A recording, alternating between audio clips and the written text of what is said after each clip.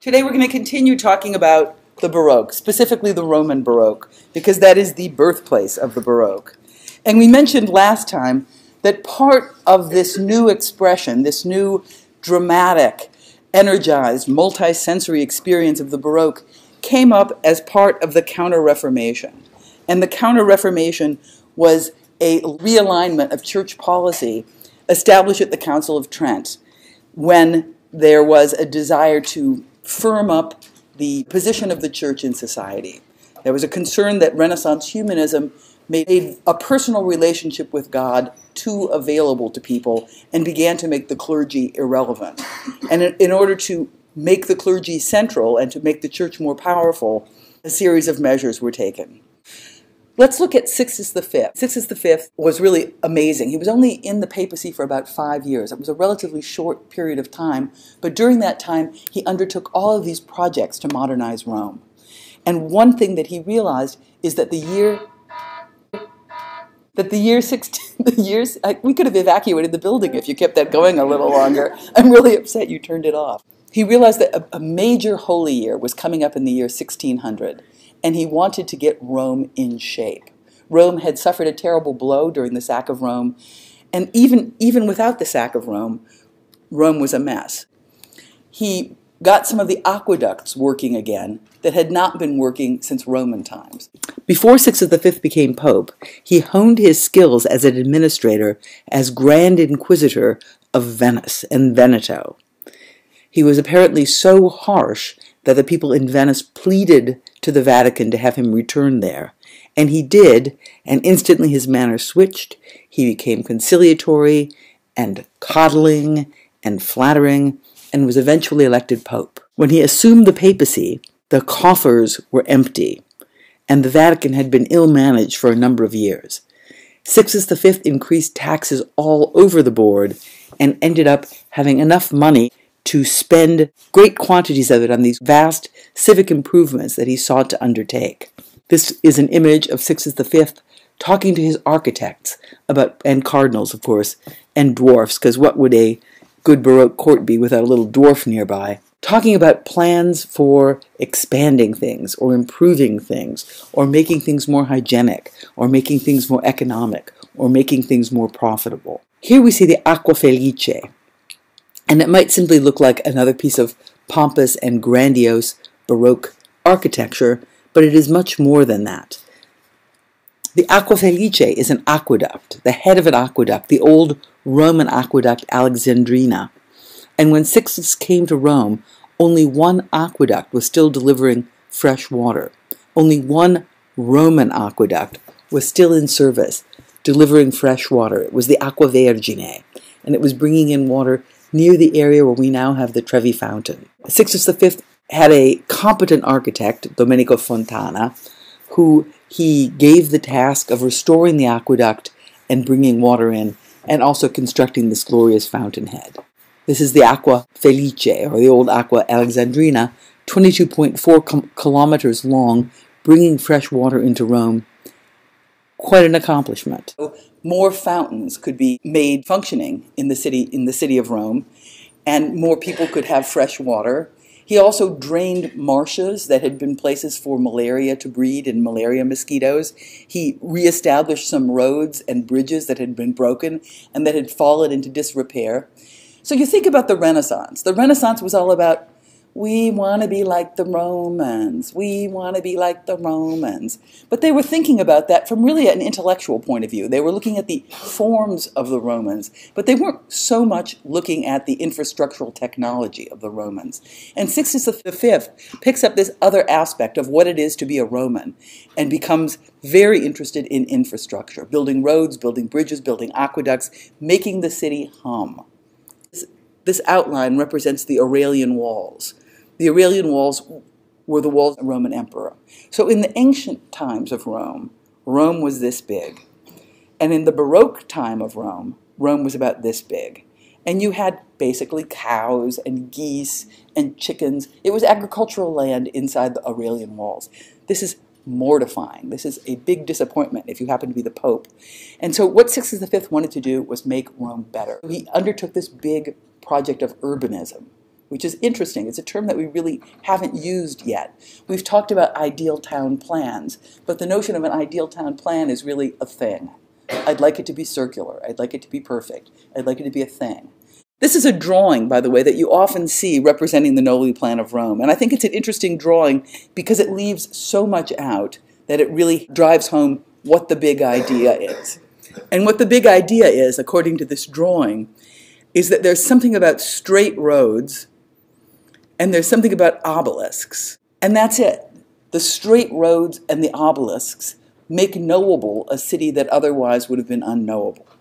And when you plant all that information on the city of Rome, you see it barely looks like a little diagram.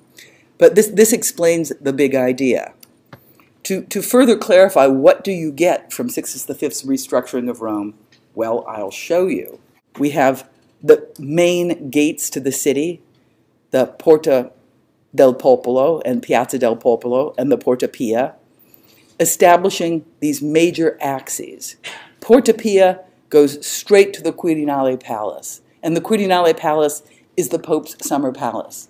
I know in my recitation people were saying, how many palaces does the Pope need, for heaven's sakes? Doesn't he have a good one at the Vatican? And one answer to that is that the Vatican is close to the river. There were a lot of mosquitoes. It's not a healthy climate in the summer. So in the summer you want to get away from that and get up to high ground. And the Quirinale Palace is up on a hill and more salubrious in hot weather. So that's one of the big roads. Then we have the Trident, these three roads coming off of Piazza del Popolo, one of which has to negotiate a hill and moves uphill to the Spanish Steps and then shoots straight across to St. Mary Major, Santa Maria Maggiore. How do you know where you're going? Well, you know where you're going because you see obelisks at every point. This is the obelisk here in the middle of Piazza del Popolo, and this is another view of that obelisk. From St. Mary Major, you have two possible destinations. One is Holy Cross, Santa Croce in Jerusalem, Gerusalemme, and here we have St. John Lateran, San Giovanni Laterano. So we're moving through the city. It's a big city, it's a tangled city, but we're moving with direction and with understanding about how the city works because of these interventions placed there by Sixtus V. And notice that you can't quite get to St. Peter's, which is over here, on Sixtus V's plan. That comes later. It's part of the plan. It's not yet executed, but it's in the works. Here's the river. So we have a river port here too, if anybody's coming by a river called Porta della Ripetta. Walking down from the Porta del Popolo on this street, now called Baboon Street, Via del Babuino, had a different name then. Walk up the stairs and you see an obelisk. Thank God, I know I'm in the right place. You're over here, where do I go? You look down and you see an obelisk in front of Santa Maria Maggiore, and you walk and there you go. And so now you're at a church. In this direction, up around Piazza del Popolo, it's kind of built up. It's not the disinhabited part of Rome. But this stuff over here by Porta Pia has just like farmlands, nothing going on. Sixtus also has fake facades get built here, so that if people happen to be coming in through the Porta Pia, they're going to think Rome is built up. There'll be fake facades with chickens behind them. Great idea. The Porta Pia road is a straight shot here to something called the Quirinale Palace. Where the two roads cross, Sixtus realizes something special has to happen, and so he puts chamfered corners there. So it's an octagon instead of just a regular crossing of streets. And at each of the chamfered corners, there's a fountain. So this intersection becomes the four fountains, Quattro Fontane. That church we looked at a little bit earlier in class, the San Carlo alle Quattro Fontane, St. Charles at the Four Fountains, is located right here on the site of the Four Fountains. There's a kind of interesting tying together. Riverport, Spanish Steps to St. Mary Major, to Santa Croce in Jerusalem, or look for an obelisk and you get to St. John Lateran. And there are a couple of other things that I think are funny. As long as you're in Rome, go see the Colosseum. Or, this is a really good shopping street. You better go there too. But for the most part, it makes possible the negotiation of the city by the pilgrims. It's interesting that Sixtus's plan does not include St. Peter's, which we see over here. Let's look at Sixtus's plan for a moment. And here we have it. This is the Trident at the Piazza del Popolo, and this is the Piazza del Popolo. The three streets going down here, at the point where it would have met the river, the Porta della Ripetta, the river port was demolished in the early 1900s because the river would flood all the time. So they put a big flood wall there. And it's really tragic because the relationship of Rome to its river is really awful now. And once there would have been this kind of wonderful Baroque opening up into the river. Tragic. Here we have our trident. Here we are going up Spanish steps, which come later, and then we continue further. This drawing, by the way, is from a book called The Design of Cities by Edmund Bacon, where he's looking at the structure of cities. There are a couple of interesting things about Edmund Bacon. One, he's the father of Kevin Bacon. So if you've ever wondered about the 6 degrees of separation, like how close are you to Kevin Bacon? The answer is really close because Edmund Bacon was one of my teachers. So I'm your link. I'm your link to Kevin Bacon. Very, very immediate. but also, he would talk about the second man principle, that really good urbanism, really good urban design doesn't get built at one time, but rather you put a plan into action that is so powerful that people in subsequent generations will complete your idea. And in many ways, the subsequent development of Rome bears witness to that. For example, over here, when we look at the trident, we now see that there are 2 little churches here. And these 2 little churches came after Sixtus by about 80 years. But if you're going to make a trident, why not have 2 little churches here? It's a great idea. Here you see the 2 little churches and this trapezoidal piazza that existed during Sixtus's time with the obelisk up here. And I must tell you a story about this church because it's a great story. I was in Rome when the movie The Exorcist opened. And there was a little cinema right over here. And on the day that The Exorcist opened, there was a terrible storm. And a bolt of lightning knocked the cross off the church and it slashed through the marquee. That's a good way to open a movie. In fact, lots of the stuff around Piazza del Popolo gets rebuilt. If we see it here, we see it's an ovalized space. And the ovalization of this space is something, again, that happened much, much later. Second man principle, subsequent generations fleshing out the implications of the early work. Here we have the Noli plan of Rome. And it's an interesting diagram. We've looked at it a little bit before, but it really reveals properties of the Baroque, this notion of the interconnection, the notion of the continuity of space, the notion that things are not isolated objects, but that the city is like a stage set. The city is scenographic. The city has to do with the continuity of fabric, revealing new experiences to you, and many of those experiences are not objects but spaces. So here we have the Piazza Navona, great space, or the square in front of the Pantheon, or even the volume of the Pantheon. These are some of the destinations that you get in Sixtus's plan of Rome. This is the Piazza del Quirinale, and the Quirinale Palace is this Pope Palace that we have over here, right over here on the map. We see the Quirinale over here, and it's interesting because it almost has like the trace of the fake facade walls, because there are these incredibly thin walls with gardens behind them. The ambition is define the street edge, give a street edge, and it doesn't matter what happens behind the street edge. Here it goes, and you open it up into the Piazza del Quirinale, great square. And what do we have to help us negotiate our path? We have an obelisk. This is the Spanish Steps, and these Spanish Steps were not put in until the Settecento, that is to say, the 1700s. But you get the idea. The old Spanish Steps used to pull you up along the side here. And they're called the Spanish Steps because the Spanish embassy is right near there. Let's say we're taking the really good Spanish Steps. We'll talk about these later in detail. You come up here, ooh, I see an obelisk. And from here, you look down and you say, whoa, big obelisk. And off you go to find your next step. Moving on down the line. Here we have the Quattro Fontane, the intersection of the Strada Felice and this, whatever the other one is, where they intersect and you have a special moment carved out in the city, and that special moment is the 4 fountains, where the corners get chamfered and celebrated. If we see the way they all hang together, these early Christian churches form a cross, a kind of new Roma quadrata, a new inscription of the foursquare of the cross plan into Rome, connecting the churches, and they come together in the Colosseum. And so the Colosseum itself becomes a point of some interest. For example, this is what it looks like on the outside. But Sixtus V had his pet architect, Domenico Fontana, actually do a project to put inside the Colosseum a church. And this is kind of interesting. You remember the Tempietto plan by Bramante, where Bramante wanted to put a little round church inside a little round courtyard, and was never able to build the round courtyard. It's as though through the designs of Domenico Fontana, Sixtus V was going to give himself the round courtyard to beat all round courtyards by appropriating the space of the Colosseum.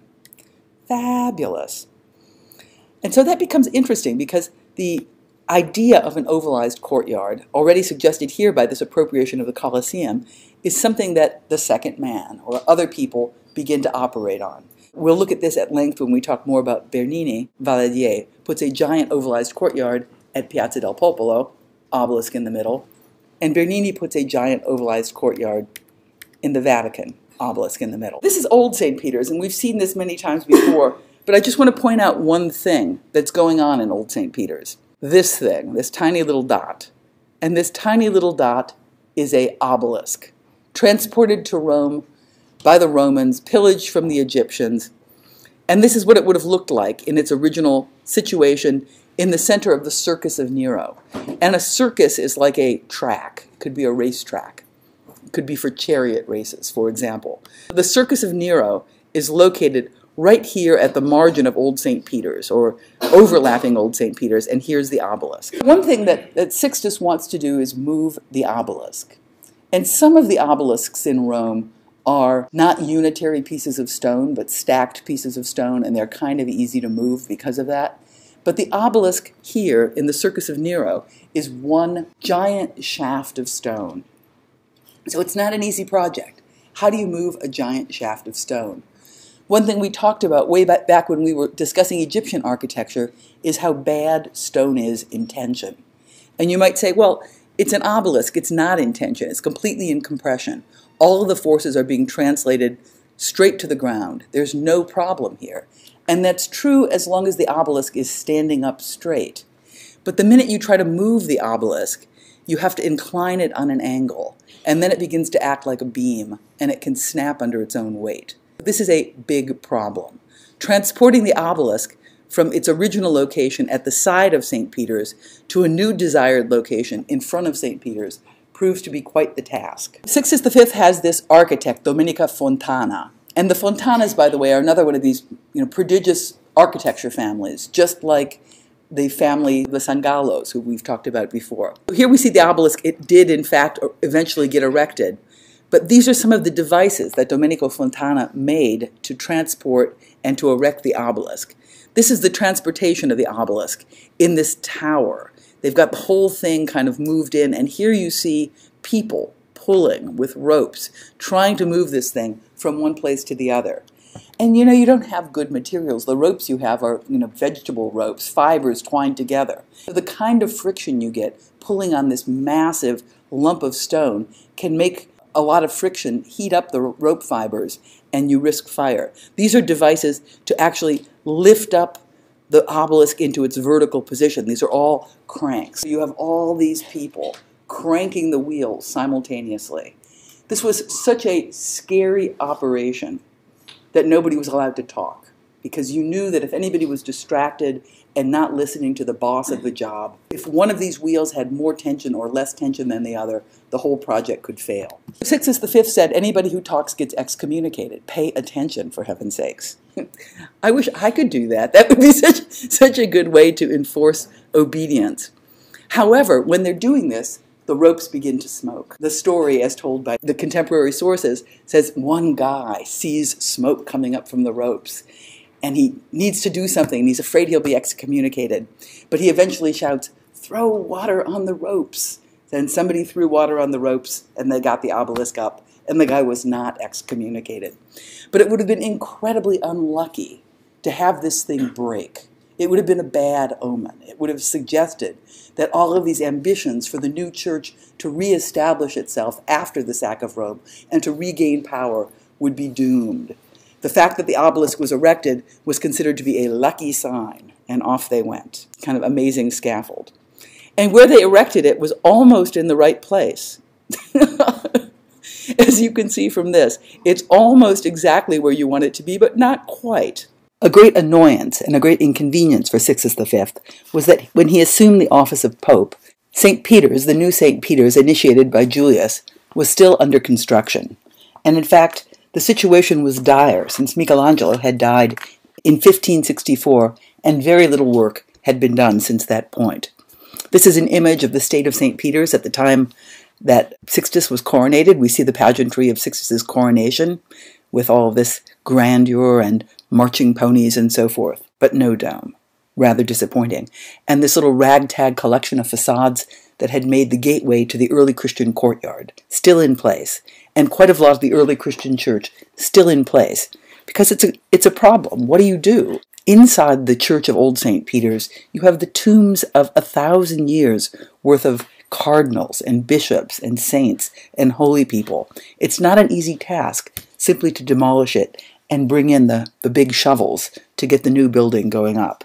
At 1585, when Sixtus V takes office, there is no dome. It's one of these miserable experiences that the Italians confront from time to time, like Florence with no dome on the cathedral there. The Vatican has no dome. And it is Sixtus V's desire to make Rome a showplace, so he's got to get a dome up. He does amazing things. He has people working night and day. Hard to do if it's an age before you have electricity. He has 800 people working on the job of building the St. Peter's Dome. He's the Pope.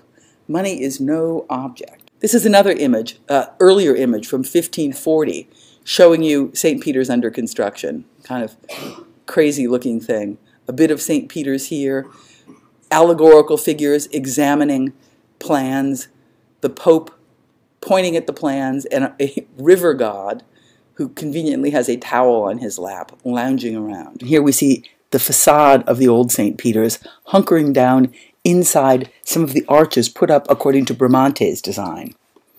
And Bramante's design, unfortunately, was not one that could be executed. The structure was insufficient, and also Bramante had this idea that he would build a dome somewhat like the dome of the Pantheon. And given his plan, that's insane. You simply cannot support a compression dome on piers, particularly not piers this delicate. By the time Sixtus came into office, the St. Peter's that was going up was Michelangelo's St. Peter's. Just a couple of differences between Michelangelo's St. Peter's and Bramante's St. Peter's, I think you can see here quite easily. The dome envisaged by Bramante is this series of stacked rings with a lantern on top instead of an oculus. And the dome envisaged by Michelangelo is much closer to the Florentine model by Brunelleschi, a ribbed dome, more ovoid in shape than round, which has the advantage of translating the loads more directly to the ground.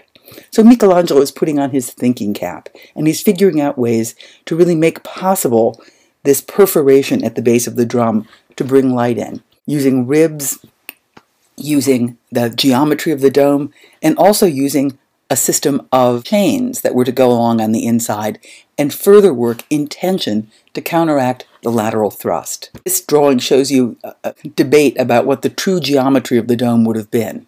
There is a wooden model, which we'll see in a moment, that was constructed of the dome that had this gentler, rounder slope. The actual execution of the dome pulls it up higher, and there is some debate as to whether the initiative to make the dome more vertical was from Michelangelo or from his successor, Jacopo della Porta. Michelangelo's dome, fabulous, gutsy big thing, hoisted up on a drum, looking great. By the way, compared to the Bramante model, the structure has increased significantly. The structure here is about 59 feet across in the widest direction. Giant. And this is what it was to look like. Quite spectacular. Michelangelo died before the completion of the dome had been executed, and we have a few documents that are used to try to understand what he was after. This is a drawing by a man called Etienne Duperac, and it was drawn in only 1569, just a few years after Michelangelo's death. And already here we can begin to see some of the structural innovations that Michelangelo put into place, namely this double dome system. Another thing he probably learned by looking at Brunelleschi's dome in Florence. This document from Bannister Fletcher's Comparative History of Architecture shows you a series of interventions that were put in after Michelangelo's initial construction with the chains to stave off subsequent cracking. So even Michelangelo can make mistakes. Or was it Jacopo della Porta? This is a spectacular thing, and just think about this. I don't know if any of you in studio are making models at 1/16. probably models of some little thing at 1 to 16th, 1 to 32nd, who knows what. This is the wooden dome that Michelangelo made to test his project for St. Peter's. And this is a dome at 1 to 15th. It is a giant thing, and it is a giant hinged thing that can crack open to show you the interior of it. Quite an astonishing thing that you could actually put a pope inside this so the pope could look around and understand what the idea of the architecture was. You could refine the detail with incredible specificity when you had models like this. And Michelangelo wasn't the only person to make a colossal model like this one, but every project for St. Peter's, the Sangallo project, the Peruzzi project, all had large, giant-scale wooden models, and they are all held at the Fabbrica of St. Peter's. There was an exhibit maybe about 15 years ago in Venice that displayed these amazing models, and I had a chance to see it, and it was spectacular. The exhibition was so amazing that my colleague on this study abroad program, where we were taking students around, decided to go write a dissertation about models. Mr. Mark Morris, now at Cornell University. Let's consider the project of St. Peter's at the dawn of the Seicento, the 1600s. This is still what you have. You still have poor old St. Peter's with stuff being built around it. And you can begin to see here, ghosted in, the footprint of what Michelangelo's church would have been. And there are a couple of problems with Michelangelo's church by the time you get to 1600. One, it's not a bit longitudinal. And two, it doesn't quite cover all the holy ground that had been made sacred by the old St. Peter's. So there are two challenges, and a number of popes were very vigilant in making sure that the great divine Michelangelo's plan got executed perfectly. For example, Pope Pius V personally engaged Vignola and Jacopo della Porta, Michelangelo's two closest allies, to make sure that not a stone got changed from Michelangelo's plan. However, that was immediately following Michelangelo's death, and by the time we get to 1606, Pope Paul V, the Borghese Pope, decides that work has to be changed and a nave has to be added, both to respect the desire for longitudinal churches that the Counter-Reformation insisted upon, and to cover up all these tombs and all this holy ground, and not to let it be made profane by being cast outside the walls of the church. Carlo Maderno is given the task, and Carlo Maderno was the nephew of Domenico Fontana. And Fontana, of course, is the architect that Sixtus V used for all of his projects. Projects like the streets cut through Rome to organize the city, or the rebuilding of aqueducts, and so forth. Fontana is the uncle of Maderno, and as these great architectural families work, he brings in the boy, he brings in Maderno, and Maderno begins to execute this work. And work goes quite quickly. Work initiates in 1607, and by 1615, you have a completed church. You have a completed elongation of the nave. The idea that Maderno had would have been, you have a nave and you have an expanded dome, so you simultaneously get the reading of great vault of heaven represented by the dome and space for the congregation, and a project for a facade as well. This highly pixelated drawing shows you something of what Maderno was thinking about in designing the facade. This is highly idealized. He's showing you a relationship of the dome to the body of the church and two little towers flanking it. There are a couple of problems with the way this drawing is executed. One, the dome is way back here, the facade is way up here. There's no way anybody would be able to see the dome from within the purview of the space immediately in front of St. Peter's.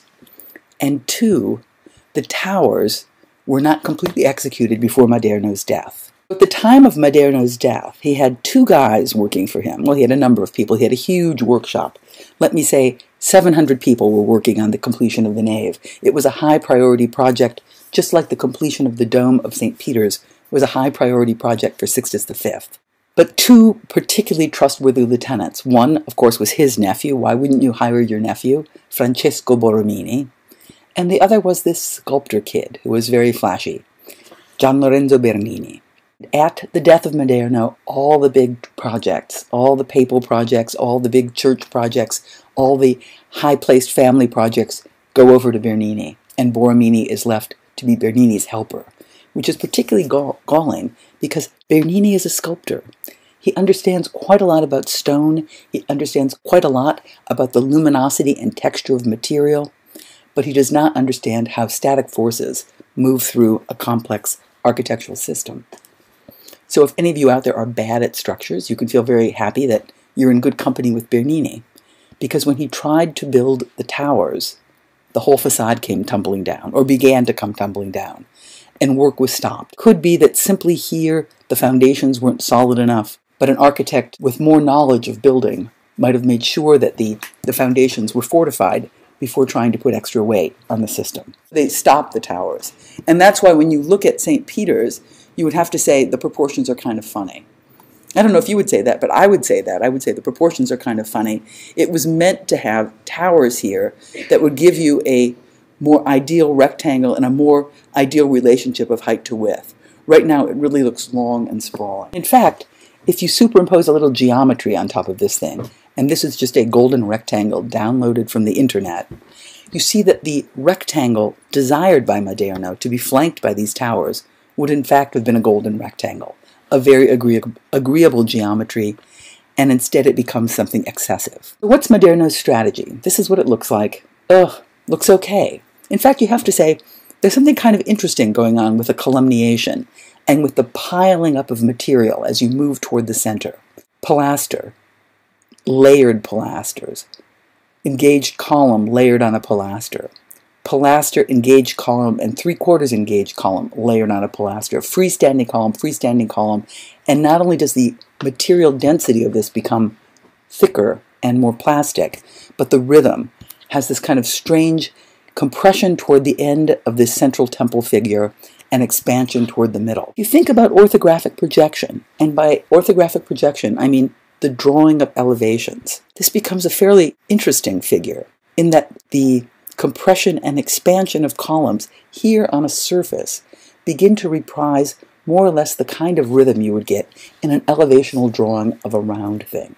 And in this case, it's Bramante's drawing of the Tempietto, an opportunity he had to actually execute a round temple. So that's kind of interesting. Poor little dome, can't see the dome. But maybe you can begin to show the volume through this act of orthographic projection. And to prove it to you, I've taken Bramante's drawing and I've just stuck it over here, and you begin to see something that looks a lot like the rhythm of the columns that we have there. The second challenge, of course, is this is so long, we're too close, help us get a view of it. And a strategy is put into play when Bernini gets a second commission at the site of St. Peter's, and that is the commission to design a courtyard, the cortile of St. Peter's, in front of the church. Programmatically, this is a good thing. Old St. Peter's had a courtyard. The courtyard was necessary for various rites and rituals. There might be blessings, there might be special holy days when the Pope comes outside and greets the people. So you need a courtyard. So Bernini has this ingenious strategy for putting the courtyard in place. And that has to do with making the center not immediately adjacent to the space of the church, but using the location of the obelisk and beginning to create an ovalized space in the adjacency of the obelisk, far enough away to begin to get a glimpse of the dome. The space that he created is also fairly interesting because it's not singular, but it's actually triple. There is this trapezoidal cone of space, let's say, that shoots through an oval. From the oval, the trapezoid begins to bracket away the edges of the building. In fact, the trapezoid clips in so that it becomes an edge at the point that the towers of Maderno's original facade project would have become the edge. So here's the problem. From this photograph, I get an excellent view of the Dome of St. Peter's, because this photograph is taken from a helicopter. But if I were standing right in front of the building, I would have a hard time seeing the dome. This is as far back as you can get and still look at the facade of St. Peter's. And it's just like this little beanie hat sitting on top. This masterful drum, this great plasticity of columns playing in this syncopated double rhythm. Forget it. You need a helicopter. Or you need to be way across Rome looking at the thing. It wasn't until Mussolini cut a road through Rome that St. Peter's was actually connected to the Sistine diagram of these straight boulevards. So thank God Mussolini took over and was able to cut some roads in there, because spatially I think it's pretty good. Of course, he was a terrible dictator, but when architecture can be had We put up with things. Years. Sixtus V increased taxes all over the board and ended up having enough money to spend great quantities of it on these vast civic improvements that he sought to undertake. This is an image of Sixtus V talking to his architects about, and cardinals, of course, and dwarfs, because what would a good Baroque court be without a little dwarf nearby? Talking about plans for expanding things, or improving things, or making things more hygienic, or making things more economic, or making things more profitable. Here we see the Aqua Felice, and it might simply look like another piece of pompous and grandiose Baroque architecture, but even without the sack of Rome, Rome was a mess. He got some of the aqueducts working again that had not been working since Roman times. Before Sixtus V became Pope, he honed his skills as an administrator as Grand Inquisitor of Venice and Veneto. He was apparently so harsh that the people in Venice pleaded to the Vatican to have him return there. And he did, and instantly his manner switched. He became conciliatory and coddling and flattering, and was eventually elected Pope. When he assumed the papacy, the coffers were empty, and the Vatican had been ill-managed for a number of relevant. And in order to make the clergy central and to make the church more powerful, a series of measures were taken. Let's look at Sixtus V. Sixtus V was really amazing. He was only in the papacy for about 5 years. It was a relatively short period of time, but during that time, he undertook all of these projects to modernize Rome. And one thing that he realized is that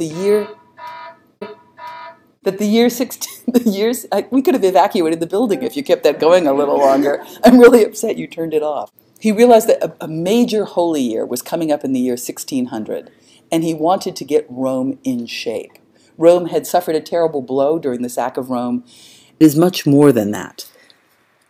The Aqua Felice is an aqueduct, the head of an aqueduct, the old Roman aqueduct Alexandrina. And when Sixtus came to Rome, only one aqueduct was still delivering fresh water. Only one Roman aqueduct was still in service, delivering fresh water. It was the Aqua Vergine, and it was bringing in water near the area where we now have the Trevi Fountain. Sixtus V had a competent architect, Domenico Fontana, who he gave the task of restoring the aqueduct and bringing water in, and also constructing this glorious fountainhead.